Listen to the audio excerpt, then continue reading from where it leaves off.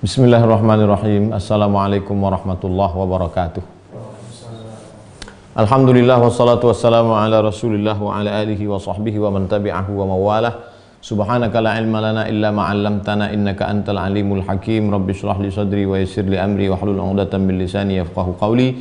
Allahumma shalli ala sayidina Muhammad wa ala ali sayidina Muhammad. Ya ayyuhalladzina amanu taqullaha haqqa tuqatih wa la tamutunna illa wa antum muslimun. Jamaah dimanapun berada, malam ini kita lanjutkan stasiun yang ke-13-14, khusyuk dan tawadhu, bagian yang kedua. Sami'tu Syekh Abu Abdurrahman As-Sulami qala al-musannifu rahimahullah, Imam Abul Qasim Abdul Karim bin Hawazin Al-Qushairi berkata, aku mendengar guruku Syekh Abu Abdurrahman As-Sulami berkata dari gurunya Abu Bakar Muhammad bin Abdullah, dari gurunya Ibrahim bin Syaiban, dari gurunya Ibrahim bin Syaiban berkata, asy-syarafu fit tawadhu, mulia itu pada orang yang rendah hati. Mengapa orang yang rendah hati itu mulia?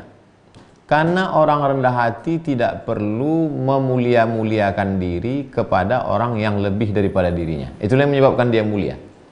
Orang yang sombong itu hidupnya capek. Orang yang sombong itu hidupnya lelah. Ketika melihat ada orang yang lebih kaya, dia mesti memperlihatkan dirinya lebih kaya. Ketika ada orang yang lebih alim, lebih berilmu, dia mesti menonjolkan dirinya lebih berilmu. Maka hidupnya lelah. Dan lama-lama dibuat-buat, kaya dibuat-buat, pura-pura kaya padahal ngutang, berilmu dibuat-buat, gaya-gaya orang alim padahal bodoh. Orang yang tawadhu dia tidak memikirkan itu, maka dia tetap dipandang mulia. Mulia di mata Allah, mulia dalam pandangan Allah, mulia di mata manusia. Wal izzu fit taqwa, orang yang punya harga diri itu pada orang yang takwa. Kenapa? Karena orang takwa tidak akan makan haram, tidak akan pakai haram, tidak akan makan, tidak akan menggunakan yang haram. Disitulah letak harga dirinya. Adapun orang yang tidak takwa, maka di hadapan manusia dia dilihat terhormat, terpandang, punya harkat martabat, tapi sebenarnya dalam bisikan orang di belakang tidak mulia. Karena orang tahu tindak tanduk tingkah lakunya. Wal hurriyatu fil qanaati, orang yang qanaah, merasa cukup dengan pemberian Allah, dia hidupnya bebas. Kenapa? Karena dia tidak perlu mempertaruhkan kehormatannya, kemuliaannya di hadapan para pejabat, orang kaya, karena tamak. Banyak orang yang tamak, hilang harga dirinya, omongannya tidak didengar, kata-katanya tidak lagi bisa dijadikan pedoman. Kenapa? Karena orang sudah mengukur dia. Ah, si anu itu kita udah tahu. Maka kalau mau jadi orang yang bebas, tidak terikat dengan apapun, qanaahlah. Wal hurriyatu fil qanaati. Kebebasan ada pada orang yang qanaah. Bebas bicara, bebas bertindak, karena tidak pernah terikat dengan apapun dan dengan siapapun. Aku mendengar guruku berkata, guruku dari Hasan As-Sawi, kata Hasan As-Sawi, aku mendengar Ibnul A'rabi berkata, balaghani, telah sampai berita kepadaku bahwa Imam Sufyan Ats-Tsauri berkata, a'azzul khalqi khamsatu anfusin. Orang yang paling mulia itu ada 5. Yang pertama, alimun zahidun, orang berilmu tapi zuhud. Ada orang berilmu tapi tamak. Berilmu dia tapi zuhud, menjaga dirinya dari yang halal, menjaga diri dari yang haram, takwa, menjaga diri dari yang syubhat, wara, menjaga diri dari yang halal, tak mau berlebih, zuhud. Faqihun sufiyun, orangnya faqih, ahli fikih, tapi hatinya bersih. Banyak ahli fikih hobinya berdebat, tahu dalil, merasa diri lebih hebat, mendebat orang lain. Ini apa dalilnya? Ini mengapa haram? Ini mengapa mubah? Dia faqih tapi hatinya bersih. Ghaniyun mutawadhi, orang kaya tapi rendah hati. Faqirun syakirun, orang fakir tapi tetap bersyukur. Dia masih bersyukur masih hidup, bersyukur masih sehat.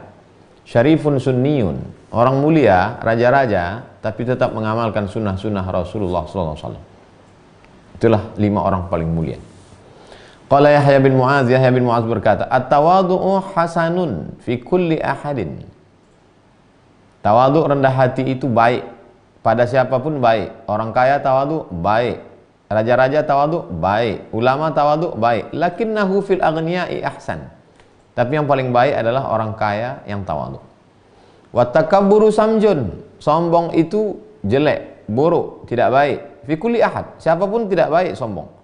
Lakinnahu fil fuqara'i asmaj. Tapi yang lebih jelek adalah orang fakir sombong. Gimana ceritanya orang fakir sombong? Kalau orang kaya sombong, yang disombongkannya hartanya. Kalau orang fakir sombong bagaimana? Batarul haq. Sudah sombong, sudah miskin, menolak kebenaran. Sudah miskin gak sholat, sudah miskin gak nutup aurat, sudah miskin gak puasa. Fakirun asmaj. Qala Ibnu Atha. Ibnu Atha berkata, at-tawadhu, apa arti tawadhu? Qabulul haqqi mimman kana. Menerima kebenaran dari mulut siapapun itu keluar. Dari mulut siapapun itu keluar, dari orang hitam, dari Afrika, dari orang miskin, dari tukang sapu, dari orang rakyat jelata, mampu dia menerima tanpa melihat siapa yang berbicara. Itulah orang tawadhu.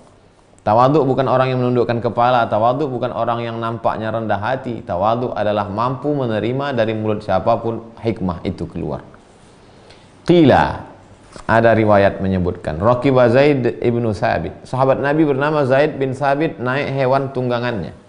Fadana Ibnu Abbas liyakhudha birukabihi. Ketika dia sedang naik hewan tunggangannya, datang Abdullah bin Abbas ingin mengambil tali. Kalau ada ulama datang, ada orang alim datang, maka berebut murid-murid ingin mengambil hewan tunggangannya, talinya ditarik supaya diikatkan ke tempat penambatan. Faqala, apa kata Zaid bin Sabit? Mah ya ibna ammi Rasulullah SAW. Jangan wahai anak paman Rasulullah. Abdullah bin Abbas anak paman Rasulullah SAW, sepupu Nabi. Ayah Nabi dengan ayah Abdullah bin Abbas adik-beradik kandung. Mah ya ibna ammi Rasulullah SAW. Jangan lakukan itu wahai anak paman Rasulullah. Faqala, Abdullah bin Abbas menjawab, hakadha umirna an naf'ala bi ulama'ina. Begini kami diperintahkan untuk berbuat kepada ulama-ulama kami. Fa akhadha Zaid bin Sabit yada bin Abbas. Apa balasan Zaid bin Sabit? Zaid bin Sabit menarik tangan Abdullah bin Abbas, diciumnya. Faqabbalaha, diciumnya tangan Abdullah bin Abbas. Wa qala, hakadha umirna an naf'ala bi ahli Rasulillah SAW. Beginilah kami diperintahkan untuk memperlakukan keluarga Rasulullah SAW. Abdullah bin Abbas, Zaid bin Sabit. Abdullah bin Abbas menarik tali hewan tunggangan. Abdullah bin Abbas menarik tali hewan tunggangan Zaid bin Sabit karena menghormati dia sebagai ulama. Zaid bin Sabit mencium tangan Abdullah bin Abbas. Begitulah mereka menghormati keluarga Rasulullah SAW. Saling memuliakan, saling menghormati, bukan saling mengecilkan dan saling menjatuhkan. Wa qala Urwah bin Zubair. Urwah bin Zubair berkata, aku melihat Umar bin Khattab wa ala atiqihi qurbatu ma'in. Di atas tengkuknya qirbatu ma'in. Di atas tengkuknya ada satu qirbah. Qirbah artinya geriba. Geriba artinya kulit kambing yang dijahit diisi air. Dipikul oleh Umar bin Khattab. Ya Amirul Mukminin. Kata Urwah bin Zubair, ya Amirul Mukminin, la yanbaghi laka hadza. Tak layak engkau memikul air dalam kulit kambing ini wahai Amirul Mukminin. Qala, Umar bin Khattab menjawab, lamma atanil wufudu sami'ina muti'in. Ketika datang utusan-utusan dari berbagai kabilah negeri datang menghadap aku, mereka itu adalah orang-orang yang sami'na wa ata'na. Mereka patuh dan tunduk, mereka hormat memuliakan aku. Dakhalat fi nafsi nakhwatun. Maka tiba-tiba masuk ke dalam hatiku rasa angkuh dan sombong. Ketika aku menerima tamu dari utusan kabilah-kabilah itu, mereka semuanya patuh tunduk. Maka pada saat itu datang sombong ke dalam hatiku. Fa ahbabtu an ukassiraha. Aku ingin memecahkan rasa sombong itu dengan memikul air di tengkukku. Wa madha bil qirbati ila hujrati imraati minal ansar. Lalu kemudian Umar bin Khattab membawa air di tengkuknya itu ke rumah salah seorang perempuan Ansar. Fa afaraghaha fi ina'iha. Lalu dituangkannya ke tempat orang yang tidak mampu untuk memikul air. Kalau kita mau menghilangkan rasa angkuh dan sombong kita, maka kita sendirilah yang menyadari bahwa kita sedang terkena virus sombong, dan kita sendiri pula lah yang menghilangkannya. Siapa yang sadar? Umar bin Khattab. Siapa yang mengobati hatinya? Umar bin Khattab, karena orang lain tidak tahu. Datang orang mencium tangan kita, memuliakan kita, memuji kita, terlintas sombong di hati kita, obati cepat. Bagaimana caranya? Terserah. Cari WC masjid, cari yang paling kotor, pel lantai musola, santuni anak yatim fakir miskin, bersedekah. Itu semua adalah untuk menghilangkan kesombongan dalam hati. Sadar Setelah sadar, lakukan obatnya.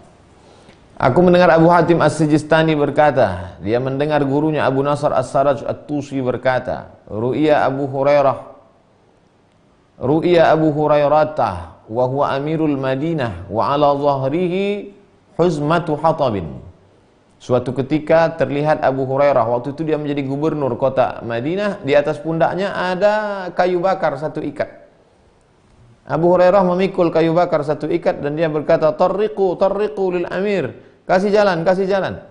Abu Hurairah memikul kayu bakar di pundaknya sambil lewat di pasar kota Madinah. Tariqu, kasih jalan, jalan. Tarik, haji, kasih jalan. Dia sedang ingin meluluh lantakkan sifat angkuh sombongnya, menghilangkan. Begitu cara mereka dulu. Qala Abdullah Ar-Razi berkata, tawadu adalah tarkut tamyizi fil khidmati. Apa arti tawadu? Meninggalkan sikap membeda-bedakan saat kita berkhidmah. Khidmah memberikan pelayanan. Ketika ada pejabat, kita muliakan. Ketika rakyat jelata, kita cuek. Ketika ada orang kaya, kita senyum. Ketika ada orang miskin, kita biasa aja. Bukan, itu bukan tawadu. Tawadu tidak membedakan berkhidmat, melayani siapapun. Karena kita merasa pelayan hamba Allah. Yang kaya hamba Allah, yang miskin pun hamba Allah. Yang alim hamba Allah, yang susah pun hamba Allah. Aku mendengar Muhammad bin Husain berkata, Muhammad bin Husain mendengar Muhammad bin Ahmad bin Harun berkata, dia mendengar Muhammad bin Abbas Ad-Dimashqi berkata, mendengar Ahmad bin Abil Hawari, mendengar Abu Sulaiman Ad-Darani. Kata Imam Abu Sulaiman Ad-Darani, man ra'a li nafsihi qimatan, siapa yang merasa dirinya punya kedudukan, siapa yang melihat dirinya berharga, siapa yang melihat dirinya qimatan, kedudukannya tinggi, punya harga, lam yadzuq halawatal khidmah, maka dia tidak akan pernah merasakan manisnya melayani hamba Allah. Kita baru bisa melayani ulama, menghormati wali-wali Allah kalau kita merasa diri kita tidak punya nilai di hadapan Allah. Saya bukan apa-apa, bukan siapa-siapa. Pada saat itulah baru kita bisa melayani hamba-hamba Allah yang dimuliakan Allah. Imam Yahya bin Mu'adz berkata, at-takabburu ala man takabbara 'alaika bimalihi tawadhu. Sombong kepada orang yang sombong terhadapmu dengan hartanya, itulah tawadhu. Kalau ada orang sombong, apakah kita diam? Apakah kita bersifat tawadhu kepada dia? Bagaimana membalas orang sombong? Sombong lagi kepada orang yang sombong. Sombong kepada orang yang sombong adalah tawadhu. At-takabbur, bersikap sombong, ala man takabbara 'alaika, kepada orang yang sombong terhadapmu bimalihi, dengan hartanya. Tanah saya luas, mobil saya banyak, rumah saya hebat, istana saya megah. Jangan diam, balas dengan kesombongan. Sikapmu itu adalah tawadhu. Kata Imam Yahya bin Mu'adz. Qala Shibli, Imam Shibli berkata, Dhulli, kehinaanku,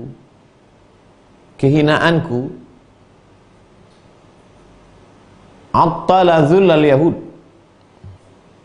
Diriku merasa rendah, merasa hina, merasa miskin, merasa tak punya apa-apa, mengalahkan hinanya orang Yahudi. Orang Yahudi itu hina. Ya, Allah berfirman dalam Al-Quran, Duribas alaihimuz zillatu. Mereka dihinakan di atas muka bumi.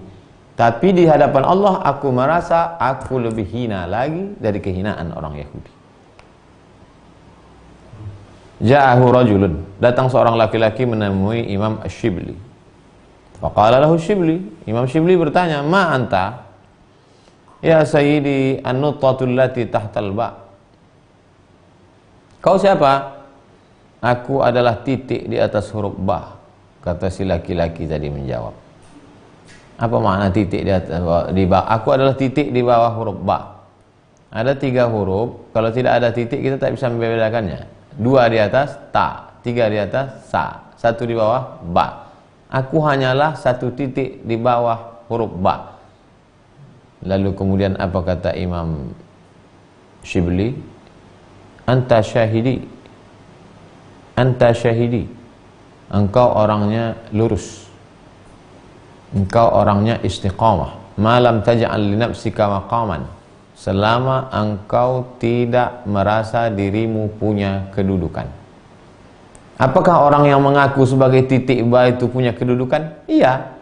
Karena gara-gara dialah ba itu jadi, gara-gara titik itulah ba itu jadi ba. Serendah itu pun perasaanmu tetap melukai kedudukanmu di hadapan Allah. Apalah payahnya titik ba. Sampai selevel itu pun. Apalagi kalau kita sampai berkata, kalau bukan gara-gara saya, dia tidak akan ngaji. Kalau bukan gara-gara saya, dia tidak akan tahu Islam. Kalau bukan saya, dia tidak akan. Oh, ke siapa kita? Malam taj'al li nafsika maqaman. Jangan sampai pernah kau merasa punya kedudukan di hadapan Allah SWT. Imam Ibnu Abbas, sahabat Nabi yang mulia Abdullah bin Abbas berkata, minat tawadhu ayyashraba ar-rajulu min su'ri akhihi. Di antara sifat tawadhu adalah seseorang meminum bekas air saudaranya. Ketika ada seorang habib datang ingin meminum bekas air minum saya, lalu kemudian kalau yang jahil ini menyangka, oh lihatlah dia ingin mengambil berkah. Bukan. Sesungguhnya mereka sedang menghinakan diri mereka di hadapan Allah Subhanahu wa taala. Boleh jadi terlintas dalam hatinya, aku keturunan Rasulullah, mengalir darah Nabi dalam darahku. Aku adalah orang yang dimuliakan, tangannya dicium, keningnya dicium orang, badannya dipeluk orang. Dia ingin menghinakan dirinya di hadapan Allah, diminumnya bekas air minum hamba Allah yang biasa-biasa saja. Tapi hamba Allah yang tidak mengerti tadi merasa orang lain sedang mengambil barokah dari dirinya. Minat tawadhu ayyashraba ar-rajulu min su'ri akhihi. Di antara sifat tawadhu, mampu orang meminum bekas air minum saudaranya. Orang menyangka sedang mengambil barokah, padahal dia sedang merasakan dirinya rendah dan hina dalam pandangan Allah SWT. Qala Bishr, Imam Bishr al-Hafi berkata, Imam Bishr al-Hafi berkata, sallimu ala abna'id dunya, sallimu ala abna'id dunya bitarkis salami alaihim. Ucapkanlah salam kepada anak-anak dunia dengan tidak mengucapkan salam kepada mereka. Siapa itu anak-anak dunia? Orang yang menjadi hamba harta, hamba kuasa, hamba pejabat, hamba dinar, hamba dirham, hamba uang. Maka bagaimana cara mengucapkan salam pada mereka? Jangan ucapkan salam pada mereka. Siapa yang paling mulia di antara kita kalau berjumpa antara dua orang beriman? Siapa yang paling mulia di antara mereka? Awwalu man yabda bis salam. Yang pertama kali mengucapkan salam, kita mengucapkan salam kepada hamba Allah. Adapun kepada hamba-hamba dunia, maka dengan tidak mengucapkan salam. Jadi Imam Al-Qusairi sedang mengajarkan kita berapa kali? Sombonglah kepada orang yang sombong, tawadhu. Tidak mengucapkan salam kepada orang yang menghambakan diri pada jabatan dan dunia, tawadhu. Jadi tidak selamanya tawadhu itu pasif. Ada kalanya juga ingin bagaimana menaikkan izzah, menjatuhkan mereka, hamba-hamba dunia. Imam Shu'aib bin Harb berkata, baina ana fit tawaf, ketika saya sedang tawaf, izlakazani insanun bimirfaqihi. Ketika sedang tawaf, tiba-tiba ada satu orang menyikut saya dengan sikunya. Sikunya saya di sini. Faltafattu ilaihi. Lalu kemudian saya menoleh, siapa yang menyikut saya tadi? Fa idza huwa al-Fudail bin Iyad. Ternyata dia Imam Fudail bin Iyad. Faqala ya Abu Salih, in kunta tadhunnu annahu shahidal mawsima syahrun syarrun minni wa minka fa bi'sa ma dhananta. Wahai Abu Saleh, kalau kau menyangka bahwa yang hadir pada musim haji ini ada orang yang lebih jelek, lebih buruk daripada aku dan engkau, sesungguhnya kau sudah bersangka buruk. Wali Allah sedang menegur hamba Allah. Sedang tawaf tadi. Ini tawaf ini kan orang-orang mulia semua. Ada terlintas di hatinya, akulah orang mulia, dosaku bersih, aku ulama, aku hebat. Datang Fudail bin Iyad. Hai Shu'aib bin Harb, kalau kau sangka bahwa ada di antara yang hadir tawaf ini orang yang lebih jelek dari kita, maka sesungguhnya sudah rusaklah kita di hadapan Allah. Apa maknanya? Kitalah orang paling jelek di sini. Kitalah orang paling banyak dosa di sini. Kitalah yang paling banyak silap dan salah di sini. Kitalah orang yang paling tak layak masuk ke dalam surga Allah di sini. Qala ba'dhum, sebagian mereka berkata, ra'aitu fit tawafi insanan. Ketika sedang tawaf, aku melihat ada satu orang. Baina yadaihi syakiriyah. Di hadapannya ada orang yang berterima kasih kepada dia. Yamna'un nasa li ajlihi 'anit tawaf. Ketika sedang tawaf, tiba-tiba ada satu orang berhenti mengucapkan terima kasih. Terima kasih yang Tuhan, terima kasih. Sampai orang lain terhalang untuk tawaf. Tsumma ra'aituhu ba'da dzalika bi muddatin 'ala jisri Baghdad. Tak lama setelah itu, aku melihat dia di jembatan di kota Baghdad, yas'alun nasa syai'an, meminta kepada orang. Ketika sedang haji, sedang tawaf, aku lihat dia mulia, orang lain yang minta menghormati dia. Dia nampaknya orang hebat, orang populer. Tapi tak lama setelah itu aku justru melihat dia di atas jembatan Baghdad sedang minta kepada orang. Fatajabtu. Aku heran, loh, kemarin waktu haji kulihat orang yang sampai macet tawaf. Macet tawaf gara-gara orang menyalami ente, memuji-muji ente. Apa yang terjadi? Kenapa sekarang ente justru jadi peminta-minta di atas jembatan Baghdad ini? Faqala li, orang itu menjawab, ana takabbartu. Aku kena penyakit takabbur, sombong. Fi maudhi'in. Aku sombong di tempat yang mestinya orang tawadhu. Aku sombong di tempat yang mestinya orang tawadhu. Fabtalanillahu, maka Allah menguji aku bitadzallul. Dihinakan Allah aku fi maudhi'in yataraffa'u fihi nas. Ketika aku menyombongkan diri di tempat yang mestinya tawadhu di samping Ka'bah, maka dihinakan Allah aku di tempat yang mestinya tinggi. Saat di samping Ka'bah mestinya aku tawadhu, tapi justru aku di situ sombong, angkuh. Maka hari ini aku dihinakan Allah di tempat yang mestinya tinggi, di atas jembatan kota Baghdad. Apa maknanya? Hati-hati. Siapa yang dimuliakan di samping Ka'bah? Tidak mungkin artis. Yang dimuliakan di samping Ka'bah ulama, pembimbing Innas Safa wal Marwata, ustadz-ustadz penceramah, qori-qori. Kalau sampai ada sombong di tempat yang mestinya kau menghinakan diri, di masjid, di majelis ilmu, maka sampai masanya engkau akan dihinakan Allah di tempat yang mestinya derajat ditinggikan. Na'udzubillah. Wa balagha Umar bin Abdul Aziz, ada seorang khalifah yang adil bernama Umar bin Abdul Aziz, sampai berita kepadanya anna ibnan lahu ishtara fassan bi alfi dirham. Anak Umar bin Abdul Aziz dapat berita bahwa anaknya beli cincin harga batunya 1000 dirham.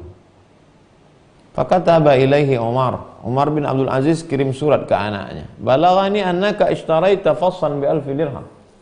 Sampai berita kepadaku katanya ente beli cincin 1000 dirham. Fa idza ataka kitabi hadza fabi al khatim. Kalau suratku ini sampai kepadamu, habis kau baca, jual cincinmu. Wa asba' alfi batnin. Kenyangkan 1000 perut. Wattakhidh khataman min dirhamain. Kalau kau mau beli cincin juga, beli cincin yang harganya 2 dirham. Waj'al fassahu hadidan. Buat batunya, jangan lagi dari batu, tapi buat batunya dari besi. Cincin, batunya itu jangan lagi pakai batu, tapi buat dari besi.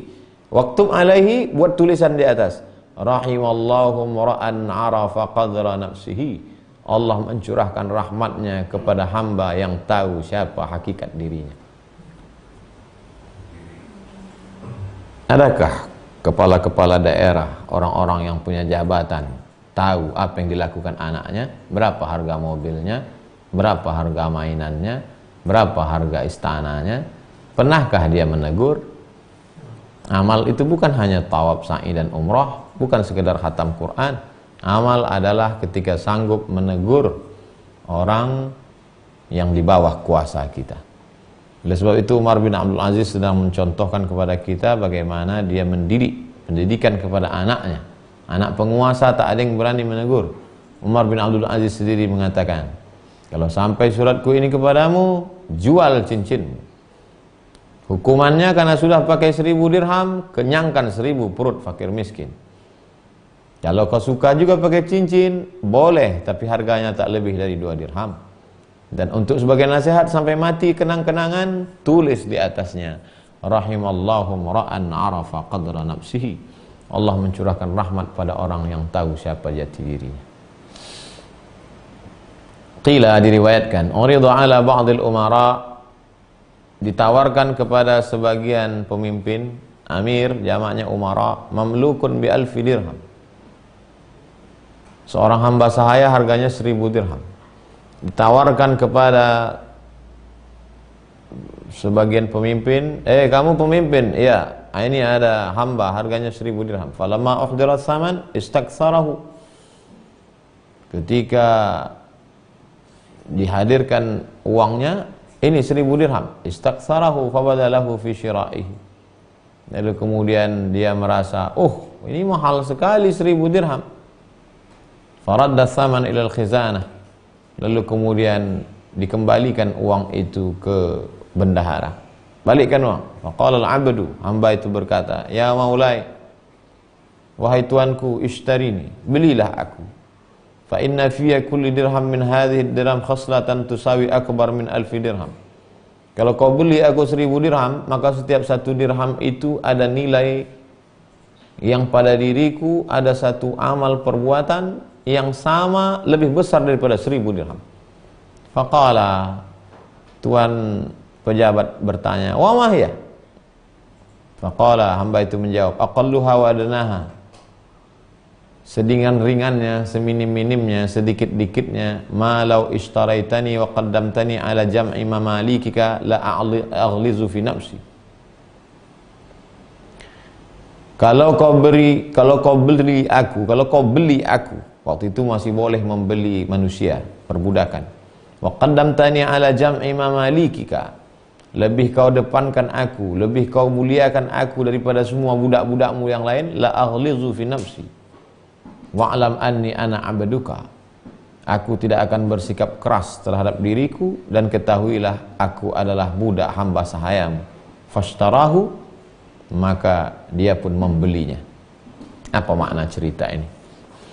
Kalau ada seorang budak yang mau memperbudak dirinya, menjual harga dirinya, lalu kemudian dibeli oleh tuan seharga 1000 dirham, lalu bagaimana dengan orang, manusia merdeka yang menghambakan dirinya kepada Allah Subhanahu wa ta'ala? Apakah hubungan kita dengan Allah juga jual beli? Ya. Mana dalil bahwa kita sudah dibeli Allah? Innallaha ashtara minal mu'minina anfusahum bi anna lahumul jannah. Sesungguhnya Allah sudah membeli orang beriman itu dengan surga. Barang yang sudah dijual tidak boleh dijual 2 kali. Orang yang menjual dirinya kepada Allah dulu sebelum dia lahir ke dunia, jangan jual lagi kepada jabatan, kekuasaan, benda, harta, martabat manusia. Karena kita sudah berjual beli dengan Allah Subhanahu wa ta'ala. Orang yang menjual barangnya 2 kali, dia hanyalah pengkhianat. Wa hukiya an Raja' bin Haywah, diriwayatkan dari Imam Raja' bin Haywah, dia berkata,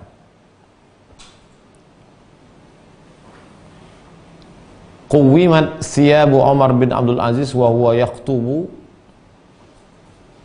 Pakaian Umar bin Abdul Aziz dihitung ketika dia sedang khutbah bi-12 dirham, 12 dirham.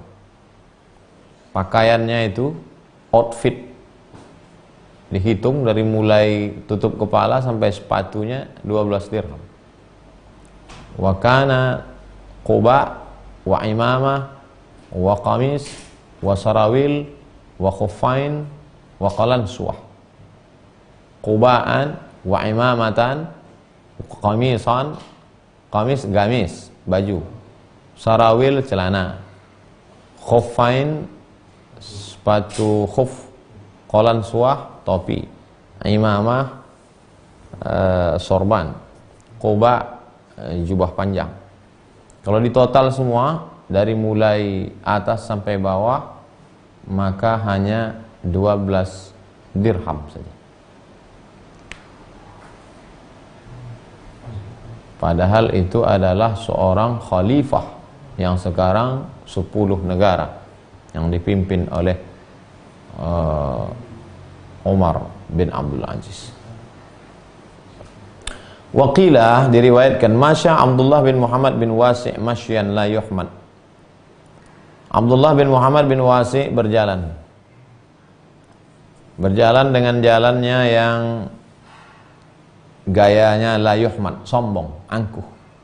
Faqala lahu abuhu, bapaknya berkata, wa tadri bikam ishtaraitu ummaka? Hai Abdullah bin Muhammad, hai anakku, wa tadri kam ishtaraitu ummaka? Kau tahu berapa dulu makmu ku beli?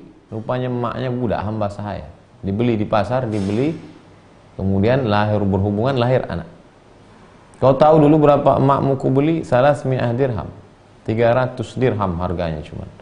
Wa abuka, sedangkan bapakmu ini, la aktsarallahu fil muslimina mithlahu aban. Sedangkan bapakmu ini tidak pernah dilebihkan orang, tak pernah dilebihkan Allah daripada kaum muslimin yang lain. Sama seperti bapak-bapak orang yang lain. Wa anta tamshi hadhil masyiyah, engkau berjalan sombong seperti ini. Begitu menegur anaknya. Dalam kalimatnya menyentuh hati sehingga takut kepada Allah Subhanahu wa taala. Sami'tu Muhammad bin Husain, aku mendengar Muhammad bin Husain berkata, Muhammad bin Husain mendengar Ahmad bin Farah berkata, Ahmad bin Farah mendengar Abdullah bin Manazil berkata, Sami'tu Hamdun al-Qassar, aku mendengar Hamdun al-Qassar berkata, at-tawadu, orang yang tawadu, alla tara li ahadin ila nafsika hajatun. Alla tara, engkau tidak melihat li ahadin, orang lain, ila nafsika hajah, orang lain tidak berhajat kepada. Jangan sampai melihat bahwa orang lain butuh, orang lain berhajat kepada.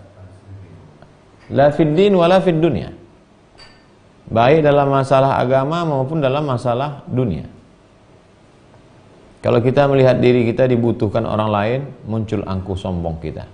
Dalam masalah agama, oh orang nanti pasti akan nanya ke saya nih, orang nanti mau belajar ke saya nih, orang nanti minta fatwa ke saya nih, orang nanti akan minta ini. Dalam masalah dunia, nanti orang akan begini nih, akan begini. Jangan sampai pernah ada itu dalam diri kita. Wa qala Ibrahim bin Adham, Ibrahim bin Adham berkata, ma surirtu fi islami illa 3 marrat. Aku tidak pernah gembira sejak aku Islam kecuali hanya 3 kali saja. Marratan kuntu fi safinatin, suatu ketika aku sedang berada di atas perahu. Wa fiha rajulun midhaq, di atas perahu itu ada seorang laki-laki kerjanya midhaq, tertawa. Karena yaqul, dia berkata, kunna na'khudhul ilaj fi biladit Turk hakadha.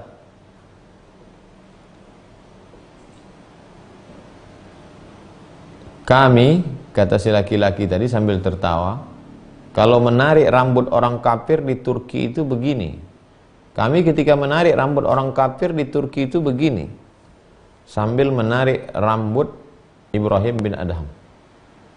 Wa yahuzzuni, ditariknya rambut saya dan digoncang-goncangnya kepala saya. Fayasurruni, pada saat itulah saya merasakan dalam hati saya amat sangat bahagia.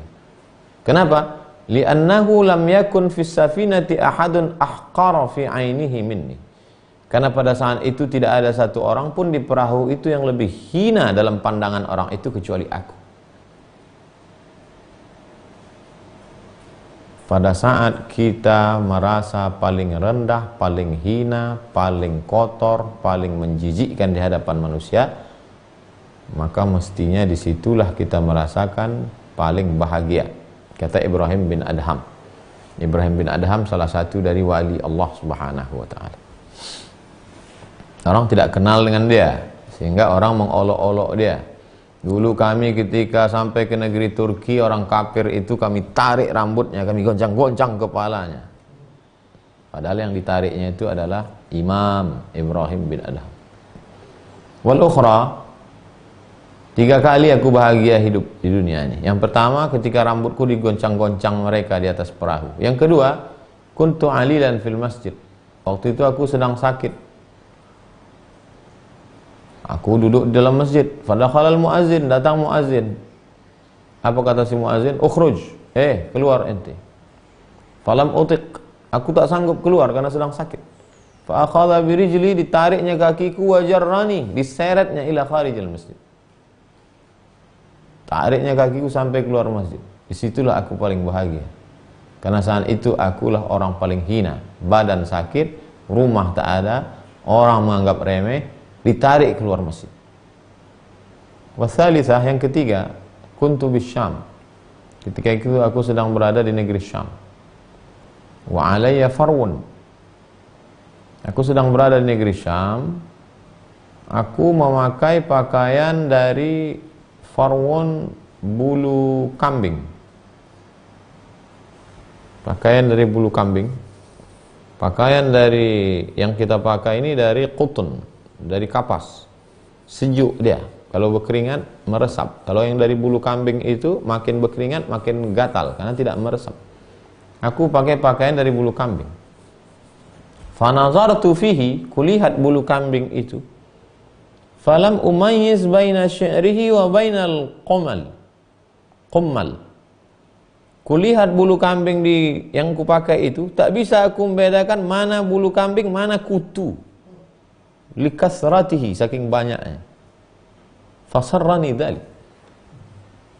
Saat itulah, waktu itu orang yang pakai pakaian itu adalah orang yang hina, yang tak punya kedudukan apa-apa dalam pandangan manusia. 3 kali cuman dia merasa bahagia di dunia ini. Ibrahim bin Adham. Wa fi hikayatin ukhra, cerita yang lain dari Ibrahim bin Adham. Ma surirtu bi syai'in, belum pernah aku merasa bahagia selama di dunia ini seperti kebahagiaanku yang ini. Kasururi, seperti bahagia ini. Anni kuntu yauman jalisan. Suatu ketika aku sedang duduk. Fajaa insanun, tiba-tiba datang orang, wa bala alayya, dikencinginya. Pada saat itulah aku merasa bahagia sekali. Kenapa? Karena saat itu dia sedang berada dalam puncak kehinaan dalam pandangan manusia. Tapi sesungguhnya disitulah pula dia sedang berada dalam puncak kebahagiaan dalam pandangan Allah. Karena saat itu dia sedang memperhatikan hatinya. Jadi dengan membaca buku ini terasa ringan apa yang kita alami. Bahwa yang kita alami selama ini belum ada apa-apanya. Belum pernah ada orang menarik rambut kita lalu menggoncang-goncangkannya. Belum pernah ada orang menarik kaki kita dari dalam masjid lalu mengusir kita. Belum pernah kita pakai baju terbuat dari bulu kambing sama jumlah bulunya dengan kutunya. Belum pernah kita duduk lalu dikencingi orang. Baru sebatas membuli-buli saja, itu pun dari jauh. Itu pun pakai nama palsu, tak pula pakai nama asli. Pakai akun bodong. Waqila, ada satu riwayat, tasyajara Abu Dzar. Sahabat Nabi namanya Abu Dzar Al-Ghifari, satu lagi Bilal bin Rabah, Bilal muazzin. Berkelahi antara Abu Dzar dengan Bilal. Fa'ira Abu Dzar Bilalan bisawad. Kata Abu Dzar, hitam. Bilal hitam. Fasyakahu ila Rasulillah. Bilal mengadu kepada Rasulullah SAW. Apa kata Nabi? Ya Abu Dzar, wahai Abu Dzar, innahu baqiya fi qalbika min kibrin jahiliyati syai'un. Masih tersisa dalam hatimu itu sombong-sombong jahiliyah sikit lagi. Karena kau mengatakan Bilal hitam, berarti kau merasa diri kau putih. Masih ada sisa-sisa angkuh jahiliyah dalam diri. Fa'alqa Abu Dzar nafsahu. Abu Dzar memberikan dirinya, menyerahkan dirinya kepada Rasulullah SAW. Wa halafa, dia bersumpah, alla yarfa'a ra'sahu, dia tidak akan mengangkat kepalanya, hatta yata'a Bilalun khaddahu biqadamihi, sampai Bilal mau meletakkan tapak kakinya di pipi Abu Dzar. Ya Rasulullah, tak akan kuangkat kepalaku ini sebelum Bilal yang berkulit hitam mau menempelkan tapak kakinya ke pipi. Falam yarfa, dan dia betul-betul tidak mengangkat kepalanya. Hatta fa'ala Bilalun dzalik, sampai Bilal menaikkan tapak kakinya ke pipi Abu Dzar, barulah Abu Dzar menghukum dirinya. Bukan Nabi menyentuhkan hukuman, penuh dengan kesadaran dia yang minta kepada Nabi Muhammad sallallahu alaihi wasallam. Wa marra al-Hasan bin Ali. Imam Ali punya anak namanya Sayyidina Al-Hasan. Hasan lewat bisibyan. Hasan melewati anak-anak. Anak-anak itu ma'ahum kasru khubzin. Anak-anak itu memegang roti tepung gandum. Fastadafuhu. Lalu kemudian anak-anak itu ngajak dia makan. Wahai Tuan Hasan, ayo kita makan. Fanazala, Hasan turun. Wa akala ma'ahum, dan dia makan sama mereka, sama anak-anak itu. Tsumma hamalahum ila manzilihi. Setelah makan dengan anak-anak itu pula dibawanya ke rumahnya. Wa at'amahum, dikasihnya makan. Wa kasahum, dikasihnya pakaian. Mereka kasih makan, dibalasnya. Kasih makan, kasih pakaian. Wa qala al-yadu lahum. Nikmat yang ada semua ini punya kamu. Li'annahum lam yajidu ghaira mat'amuni wa nahnu najidu aktsar minhu. Kalian lebih baik daripada aku. Kenapa begitu? Karena kalian memberi aku makan, makanan itulah satu-satunya milik kalian. Sedangkan aku beri kalian makan, aku beri kalian pakaian, aku masih ada yang lain. Maka kata dia, al-yadu lakum. Nikmat ini kamulah sesungguhnya yang punya. Begitulah cucu Rasulullah sallallahu alaihi wasallam. Wa nahnu najidu aktsara minhu. Kami masih punya yang lain. Kami kasih kau makan, kami kasih pakaian, kami masih punya yang lain. Tapi kalian tadi, anak-anak, kalian cuma makanan itu dan kalian habis memberikan itu untuk aku. Aku tak dapat membalasnya. Zahirnya, kelihatannya pemberianku lebih banyak dari pemberian kamu. Tapi hakikatnya pemberian kamu lebih berharga dalam pandangan Allah. Dia sedang menghinakan dirinya di hadapan Allah Subhanahu wa ta'ala, walaupun kepada anak kecil. Begitulah kemuliaan darah Rasulullah yang mengalir dalam Sayyidatuna Fatimah, mengalir ke dalam diri Sayyidina Al-Hasan. Sakha, dermawan.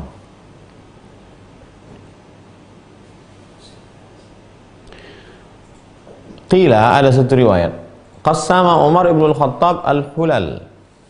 Umar ibn al-Khattab membagi perhiasan bainas sahabah, dibagikan kepada sahabat-sahabat Nabi, min ghanimah, dari harta rampasan perang. Faba'atha ila Mu'adz hullatan yamaniyah, lalu diberikan kepada Mu'adz bin Jabal hullah yamaniyah yang dibuat di Yaman. Faba'aha, dijualnya.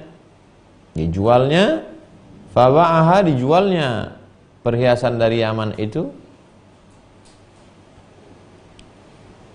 Faba'aha washtara sittata a'bud, lalu kemudian hasilnya dia belikan hamba sahaya 6 orang. Wa a'taqahum, beli hamba sahaya 6 orang. Habis itu, hai hamba sahaya, kalian bebas. Karena perbuatan yang paling mulia adalah membebaskan budak hamba sahaya. Fabalagha Umaru dzalik, sampai berita itu kepada Sayyidina Umar. Sampai berita bahwa Mu'adz bin Jabal ternyata tidak mengambil jatah itu, dia belikan ke budak, malah dia bebaskan. Wa kana yuqassimul hulal ba'dah. Setelah itu ada lagi pembagian harta rampasan perang. Fa ba'atsa ilaihi hullatan duna dzalik.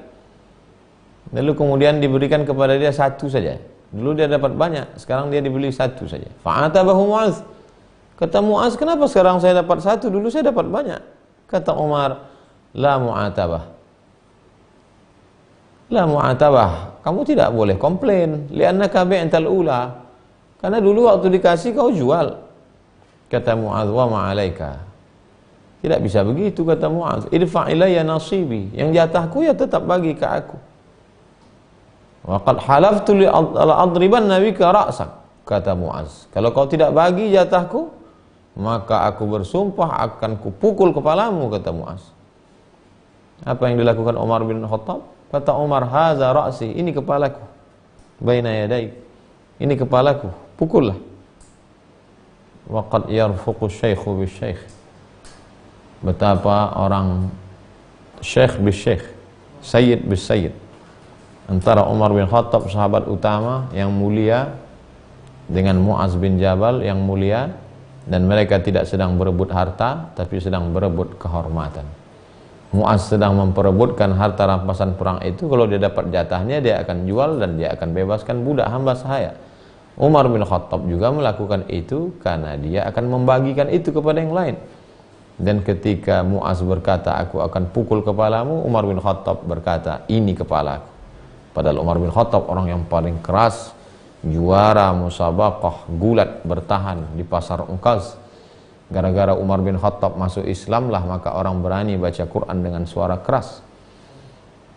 Begitulah Imam Abdul Qasim Abdul Karim Ibnu Hawazin bercerita kepada kita tentang bagaimana sahabat-sahabat Nabi berkasih sayang, merendahkan dirinya, tawadhu di hadapan Allah Subhanahu wa taala. Mudah-mudahan kita bisa mengikut sifat khusyuk dan tawadhu mereka insyaallah. Besok kita akan masuk pada stasiun yang ke-15, mukhalafatun nafsi, melawan nafsu, melawan hawa nafsu. Setelah mampu lapar, khusyuk, rendah, ada lagi yang berat, melawan nafsu. Nah, ini besok kita akan bahas insyaallah. Pertanyaan pertama, Ibu Nurmala. Assalamualaikum Ustaz. Waalaikumsalam warahmatullahi wabarakatuh. Apakah memakai obat tetes mata dapat membatalkan puasa? Obat tetes mata tidak membatalkan puasa. Obat tetes telinga tidak membatalkan puasa. Bisa dilihat dalam fatwa mu'asirah, fatwa-fatwa kontemporer Syekh Yusuf Al-Qaradawi. Adapun dulu kita kecil waktu mandi di sungai dipesankan, awas nanti kalau masuk ke lubang telinga waktu mau menyelam, pegang hidung, pegang telinga. Katanya nanti kalau masuk puasa batal.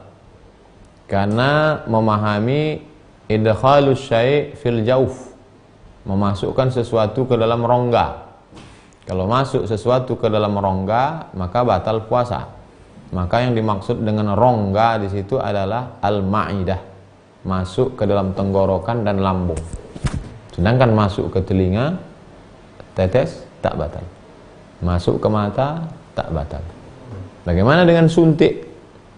Suntik terbagi dua. Yang satu suntik obat, tidak batal. Sedangkan yang batal itu adalah suntik makanan, infus, itu baru batal. Begitu fatwa Syekh Yusuf Al-Qaradawi. Sudah kami terjemahkan dalam buku 30 fatwa seputar Ramadan, Syekh Qaradawi, Syekh Atiyah Saqar, Syekh Ali Jum'ah. Bunga rampai 30 fatwa seputar Ramadan. Begitu juga dengan obat asma. Obat asma, sesak napas, disemprotkan, tidak batal. Karena dia tidak masuk ke dalam. Hanya melapangkan rongga pernafasan. Dua, Cahya Arafahni. Ustadz, apa boleh seorang ibu membantu anaknya mengqadha puasa karena sudah mau masuk Ramadan, belum selesai mengqadha puasa? Orang hidup tidak ada mentransfer amal. Anaknya punya hutang puasa 20 hari karena hamil atau menyusukan anak. Lalu kemudian ibunya kasihan, puasa kau 20, emak 10, kau 10. Tak bisa. Yang bisa itu adalah kalau emaknya meninggal dunia, punya hutang puasa, anaknya berpuasa. Man mata, siapa yang mati meninggal dunia, wa alaihi siyamun, punya utang puasa, shoma anhu waliyuhu, ahli warisnya melaksanakan puasa. Ibu bisa berpuasa untuk anak, karena kalau anak ibu meninggal, ibu dapat harta warisan. Maka anak ibu meninggal, ada utang puasa, maka ibu laksanakan puasa untuk almarhumah. Bisa setelah meninggal, adapun hidup tidak. 3 dari Pak Chandra. Ustaz, bagaimana hukumnya kita sombong sama orang kaya, tapi yang kita sombongkan itu dusta? Tak bisa. Ra'sul dzunub al-kadzib, induk dari segala dosa adalah bohong. Satu bohong akan ditutupi oleh 2-3 bohong, akhirnya 100 bohong. Ada orang kaya sombong, cerita dia tentang rumahnya. Rumah saya ini harganya 1 miliar. Lalu kata mau nyombong sama orang kaya tadi, rumah saya 5 miliar. Nah, itu bohong, nggak bisa begitu. Tak ada yang bisa saya sombongkan Pak Ustadz. Ya udah diam aja, tak perlu dibalas. Tapi kalau ada di situ yang kaya, dia tak kenal, nah, maka katakan rumah saya 5 miliar kata dia. Kalau aku 5 miliar itu baru pintu gerbangnya aja. Kemudian Bapak Arik Samino, Ustadz, saya mengambil 2,5% dari gaji saya belikan sembako untuk anak yatim. Apakah ini sudah termasuk zakat penghasilan? Zakat itu diserahkan kepada 8. Innama shadaqatu lil fuqara wal masakin wal amilina 'alaiha wal mu'allafati qulubuhum wa fir riqab wal gharimin wa fi sabilillah wa banis sabil. Oleh sebab itu ketika Bapak serahkan 2,5% ke fakir miskin, maka sudah termasuk zakat, karena masuk dalam asnaf yang 8. Sahabat-sahabat boleh ta'jiluz zakah qabla awaniha, boleh menyegerakan zakat sebelum masuk waktunya. Jadi kalau zakatnya biasa diserahkan setahun sekali bulan Zulqa'dah, boleh disegerakan di bulan Sya'ban, Ramadan, Syawal, Zulqa'dah, padahal 3 bulan lagi, boleh sekarang disegerakan, berikan ke fakir miskin. Saudara-saudara kita sekarang amat sangat membutuhkan. Hitung tetangga kita, kata Imam Sufyan Ats-Tsauri, tetangga itu 40 rumah ke depan, 40 rumah ke belakang, 40 rumah ke kanan, 40 rumah ke kiri.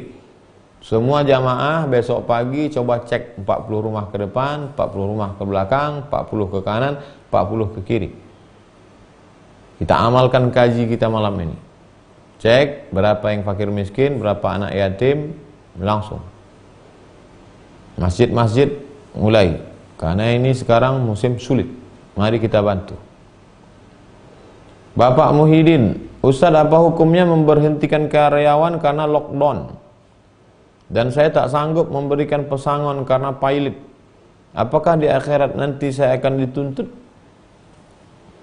La yukallifullahu nafsan illa wus'aha. Allah tidak membebani di luar kemampuan kamu. Yang paling bagus, paling tinggi, kalau ada dana emergensi, wahai pengusaha-pengusaha, tetap gaji. Walaupun mereka tidak kerja, tetap gaji. Ini yang paling bagus, level 1. Nomor 2, beri mereka pekerjaan yang bisa dibawa ke rumah. Tetap digaji, bawa ke rumah. Level 2. Level 3, kasih gaji sesuai dengan kemampuan. Yang selama ini dia membuat sepatu satu bulan 20, kasih dia hanya 10, gajinya kasih setengah. Ini level 3. Level 4 yang tak mampu sama sekali, apa boleh buat? Memang tidak ada dana emergensi, apapun tak ada sama sekali. Maka tidak mungkin pemerintah ngecek satu-satu, ustadz pun tidak tahu, maka disitulah letak iman kita kepada Allah SWT. Wahai bapak-bapak pimpinan usaha menengah, UMKM, pimpinan perusahaan yang punya dana emergensi, jangan zalim. Ittaquz zulma, takutlah kamu pada perbuatan zalim. Fa inna zulma zulumatun yaumal qiyamah. Kalau kau pecat mereka dengan alasan corona, mereka tidak akan komplain. Mereka terima. Padahal sebenarnya dana emergensi ada. Lalu kemudian mereka mengadu kepada Allah SWT. Maka uang yang kau tahan itu, kau simpan itu, nanti akan keluar juga dalam bentuk jantung koroner, diabetes, kebakaran, pilot kerugian. Sini kita sedang diuji iman. Karyawan diuji keimanan mereka, kesabarannya. Pengusaha-pengusaha diuji keimanan mereka, kejujuran mereka. Yang jujur mati, yang tidak jujur pun mati.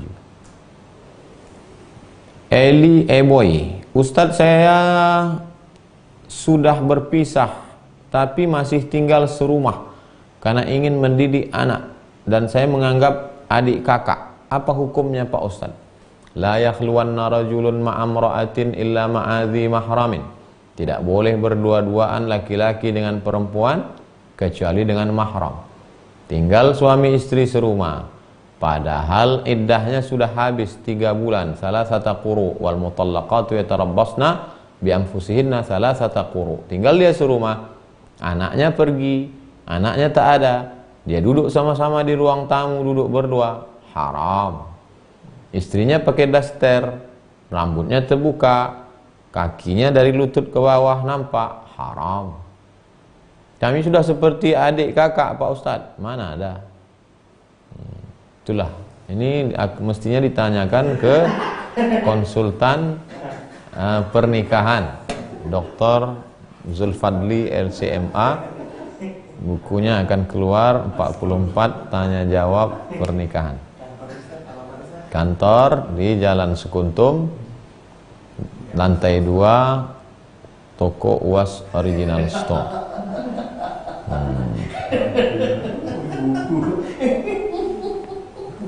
Terima kasih segala perhatian. Mohon maaf segala kesilapan dan kekhilafan. Wassalamualaikum warahmatullahi wabarakatuh. Waalaikumsalam.